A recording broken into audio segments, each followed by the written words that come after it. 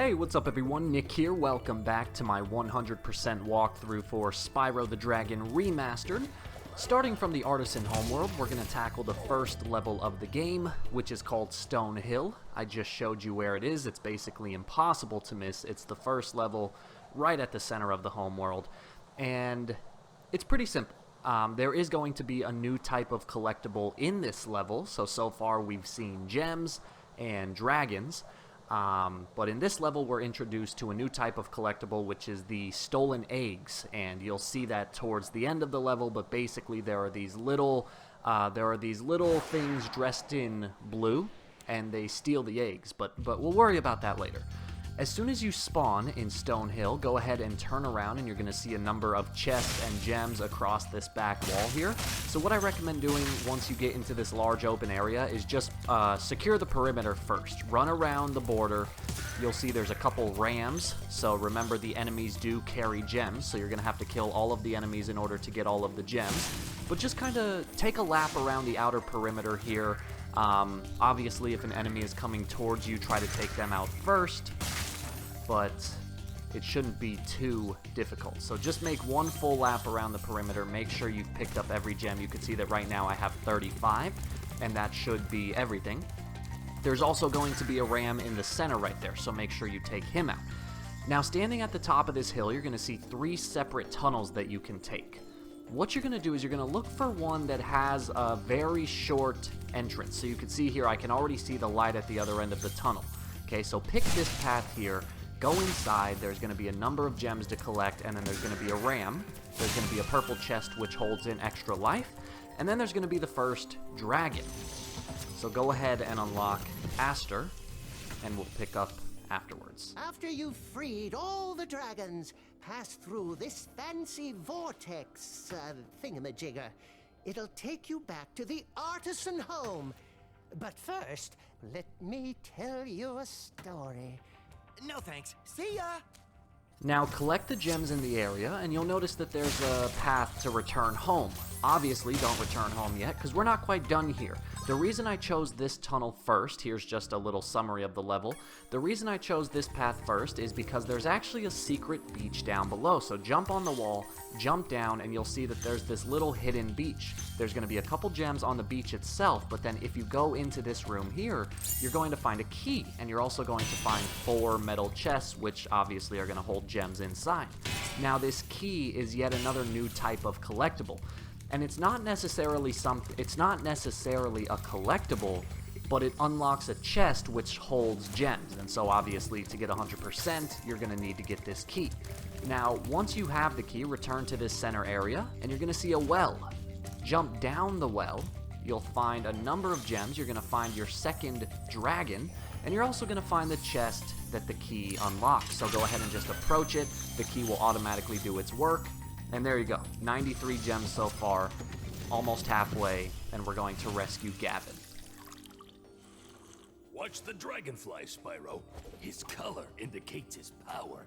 When he eats butterflies, he stays strong, like me. Sure. Okay. Once that's taken care of, go ahead and take this little spiral, I don't know, magic spiral, take it up, and go back to the center area. Now there are 2 more tunnels that we have to explore. You can choose whatever one you want, but I'm going to recommend looking for this one here so you can kind of orient yourself where I am, and that's because this tunnel is going to lead simply to a dead end with a lot of gems and another dragon.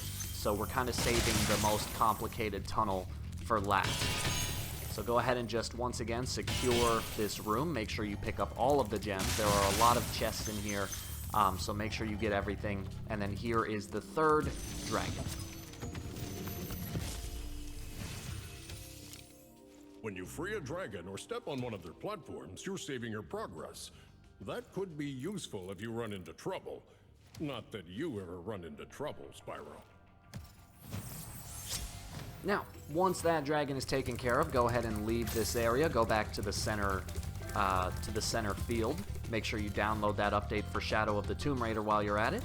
And then go ahead and take the last unexplored tunnel. There's going to be a number of gems inside, and it's going to lead us to another big open area. So typically my rule of thumb, which you're going to see me do right here, is anytime you come to an open area, secure the perimeter first. Just do a lap around the outer edge. Make sure you get all of the gems that are hiding up against the wall. You can see there's a number of enemies in the area. There are some more rams, and there's also these old shepherds, so make sure you take them out. Again, all of them are going to be holding gems, so in order to get 100%, you have to kill all of the enemies.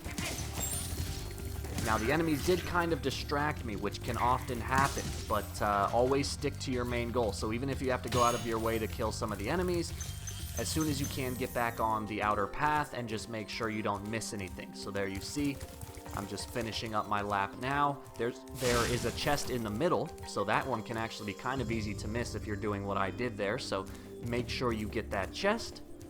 Now I'm going to just do one lap around this structure here to make sure I didn't miss anything, because I thought maybe when the enemies were distracting me I might have forgotten something, but it looks like I'm good.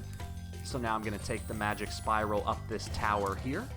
There's going to be a number of gems, and then there's going to be the fourth and final dragon. So right now we're at 175. That's where you want to clock yourself in terms of gems, and then rescue Gildas.